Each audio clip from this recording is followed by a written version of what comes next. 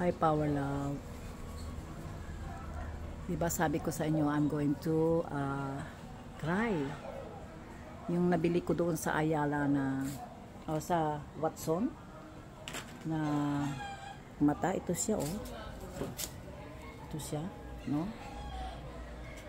So tinanay ko kanina. O ngayon pala, maganda naman, mukha lang siya natural, okay lang, no? O diba, mas magandang tingnan to kaysa dito, diba? O diba? O so madali lang pala kasi dalawa lang yung ano, ito yung ipapahid mo sa ibabaw ng yung ano, sa ilalim ng iyong pilik mata. Tapos ito pala ito. Tapos isi-sealed mo nito after. Pag nadikit mo na yung pilik mata, isi-sealed mo siya nito. Ganito lang yun. Para yatang madilim, hindi nyo ako makita, no? So ganito lang yun. Una, dito mo siya ilalagay sa pinakailalim, no? Yan, no? Itong parang pandikit siya pero kulay itim siya. Dito nyo lang ilagay sa ilalim. Ayan. Ayan. Alam nyo ba kasi ganyan, isang ano lang, isang sukat lang, dahil yung pilik mata is meron ito doon sa ano, yung kaibigan ko si Imelda. Sabi niya, ate madali lang to, hindi ko pinapansin.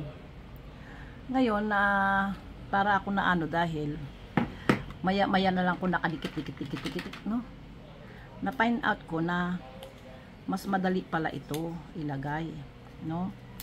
So, sabi ko, subukan ko nga. So, dahil nilagay ko na yan, itong maliit na to, kinuha ko.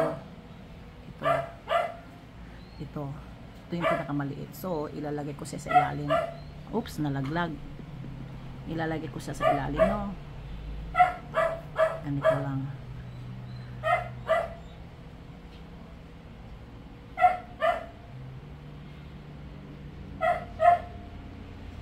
Sandali ah.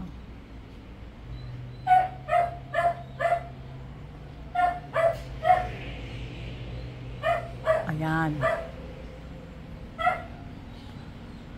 Tingnan ko kung pantay na. O yan, pwede na yan. Pantay na siya. Pantay na siya. Pantay na ba?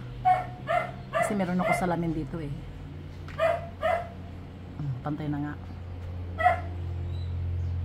Ano sa tingin nyo, Power Loves? Pantay na? Okay, pantay na ba yan? Okay. Yan, tapos isi-sealed lang ito nitong ano, seal with this.